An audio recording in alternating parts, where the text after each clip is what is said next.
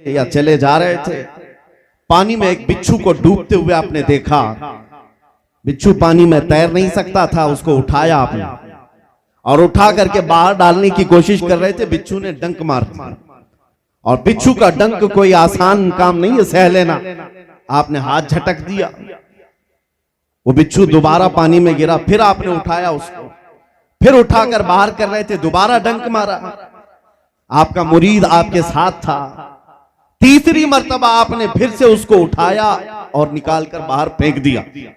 2 मर्तबा डंक भी मारा है।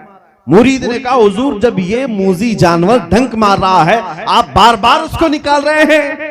जुनैद बगदादी ने फरमाया, बिच्छू की फितरत है डंक मारना, वो अपनी फितरत पर अमल कर रहा है, और मेरी फितरत है मदद करना, मैं अपनी फितरत पर अमल कर रहा हूं।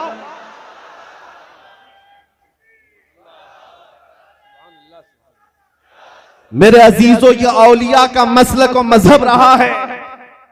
मैं आपको एक बात यहां देकर जाना चाहता हूं, तारीख की सच्चाइयां आज भी ये बताती हैं। एक बाज़ाब्ता पूरी किताब अरबी में लिखी गई है, मादा क़द्दमल मुस्लिमून लिल आलम। पूरी दुनिया के लिए मुसलमानों ने क्या नफा बख्श चीजें दी हैं, अगर मुताला करे तो फख्र से सर ऊंचा हो जाता है। तारीख की सच्चाइयां बताती हैं, इस दुनिया को नफा देने वाली सबसे बड़ी कौम वो मुसलमानों की है।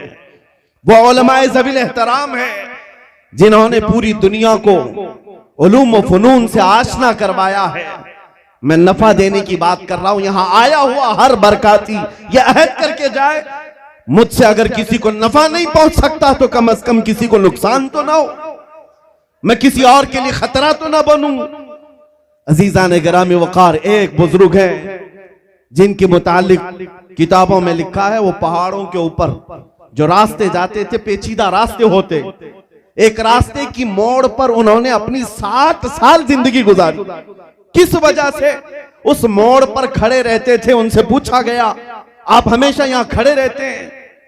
उन्होंने बताया, असल में ये रास्ते की मोड़ ऐसी है कि घुड़सवार इधर से तेजी से दौड़ते हुए आते हैं, और अगर उन्होंने इस घोड़े को, अपनी सवारी को नहीं मोड़ा तो पीछे बहुत बड़ी खाई है जिसमें वो गिर सकता है।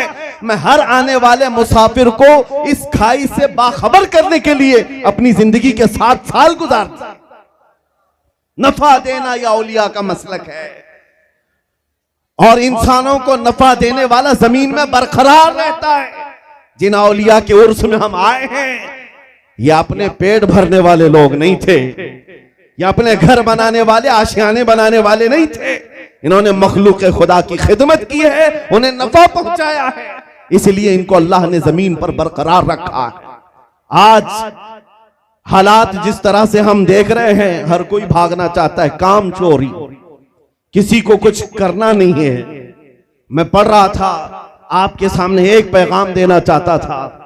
तारीख इस्लाम के औराक पलटते हुए जब हमने देखा, पहली सदी से लेकर तकरीबन 7वीं सदी हिजरी तक उलमा के वो रोशन चेहरे तारीख में हैं जिसको जालिम आज जानबूझ करके मिटाने की कोशिश करते हैं। आपको पता है, दुनिया को सबसे पहले टेलीस्कोप देने वाला कौन है? इब्राहिम बिन जुंदुब, अबू इसहाक इब्राहिम बिन जुंदुब, जिसने टेलीस्कोप बनाया था, और सबसे पहले दुनिया की पैमाइश करने वाला। एक हैरत की बात मैं आपको बताऊं, ये जो वर्ल्ड का, जिसको आज कहा जाता है सरकमफ्रेंस, यानी पैमाइश पूरी कुर्रे अर्जी की नापने के लिए, अबुल अब्बास फरगानी, मामून रशीद के जमाने का एक ऐसा आलिम जिसने एक आला बनाया और बादशाह वक्त से कहा, मैं पूरी रोए जमीन की पैमाइश को अंदाजा लगा करके बताना चाहता हूं। या उस दौर की बात कर रहा हूं, आज से 1200 साल पहले, 1200 साल पहले। और खलीफा वक्त ने उसको सारे इंतजामात किए। कूफा का एक मैदान मुंतखब किया गया, कूफा का एक सहराई मैदान था, उसमें जाकर उसने आले नसब किए, और उसके बाद कुतुब नुमा जो तारा होता था उस तक उसने पैमाइश किया।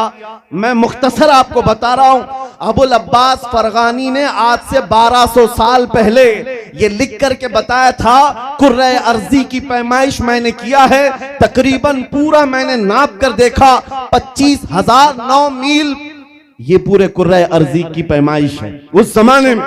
और आज मैं बताता हूं टेक्नोलॉजी इतनी हाई